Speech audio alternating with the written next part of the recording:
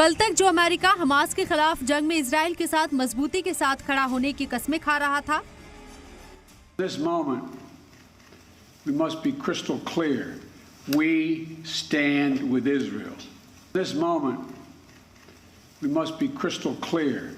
We stand with Israel.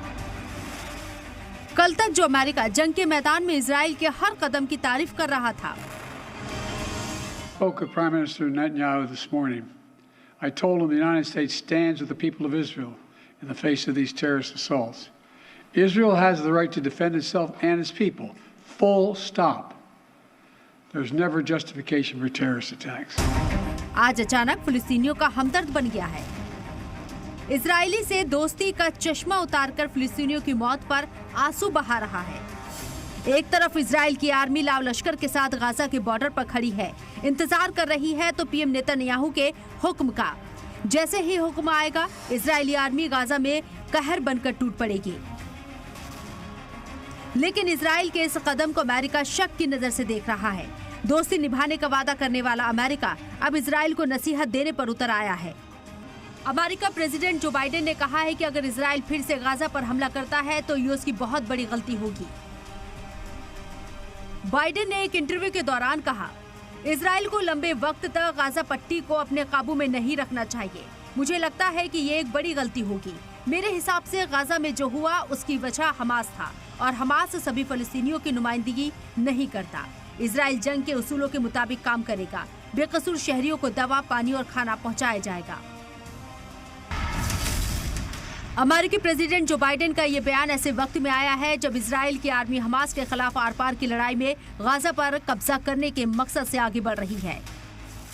Israeli army जमीन, पानी और आसमान से गाजा पर तबाही मचाने की तैयारी कर रही है। बस इंतजार है नेतन्याहू के ग्रीन सिग्नल का। हालांकि अभी इजराइल गाजा पर घुसने की कोई जल्दबाजी नहीं दिखा रहा है। फिलिस्तीनियों के गाजा खाली करने का इंतजार कर रहा है। जहां अमेरिका गाजा में फिलिस्तीनियों के लिए फिक्रमंद है, तो वहीं हमास को लेकर उसके सख्त रुख में कोई तब्दीली नहीं आई है। हमास को जड़ से मिटाने के लिए वो इजराइल के साथ अभी भी मजबूती के साथ खड़ा है। बाइडेन ने कहा कि इजराइल को अब हमास को जड़ से मिटाने का वक्त आ गया है। इजराइल भी अब हमास पर आखिरी हमले की तैयारी कर रहा है। पीएम नेतन्याहू ने फाइनल एक्शन के लिए यूनिटी गवर्नमेंट की कैबिनेट मीटिंग की, जिसमें हमास के टुकड़े टुकड़े करने के अहद को दोहराया। ראיתי את הלוחמים הנפלאים שלנו שנמצאים עכשיו בקו החזית. הם יודעים שהעם כולו עומד מאחוריהם.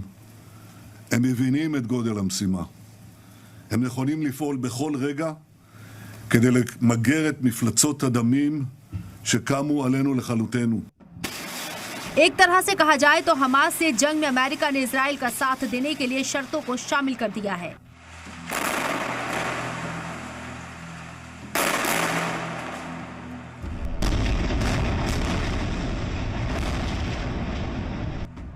पहली शर्त ये मानी जा रही है कि अगर गाजा में इजराइल फलस्तीनियों पर हमला करता है और गाजा पर कब्जा करने की कोशिश करता है तो अमेरिका इस जंग से दूर हो जाएगा।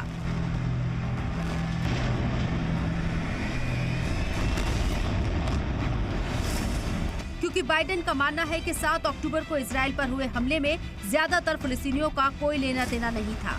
अमेरिकी सदर ने सोशल मीडिया प्लेटफॉर्म एक्स पर पोस्ट किया, हमें इस सच्चाई को नजरअंदाज नहीं करना चाहिए कि ज्यादातर फिलिस्तीन के लोगों का हमास के हमलों से कोई लेना देना नहीं था। वो लोग इस हमले के नताइज से मुतासिर हैं। हमास इजराइल जंग के बीच शिकागो में 6 साल के अमेरिकी फिलिस्तीनी बच्चे के कत्ल पर जो बाइडेन ने कहा, उससे पैगाम साफ है कि अब अमेरिका इस जंग में फिलिस्तीनियों पर हमले से खुद को दूर रख रहा है। शिकागो में अमेरिकी फिलिस्तीनी बच्चे के कत्ल के बाद अमेरिका के सदर जो बाइडेन ने कहा कि अब इस्लामोफोबिया को खत्म करना होगा। ऐसी नफरत को खत्म करने के लिए अमेरिकी लोगों को साथ आना होगा।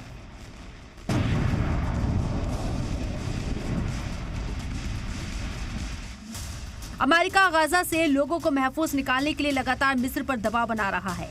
गाजा से खवातीन और बच्चों को महफूज बाहर निकालने के लिए मिस्र सरकार के साथ बातचीत कर रहा है। अमेरिका इजराइल और हमास के बीच जारी जंग में सुपर एक्टिव है। अमेरिकी वजीर खारजा ब्लिंकन ने इस्लामिक ममालिक का दौरा कर उनकी नब्ज टटोली है।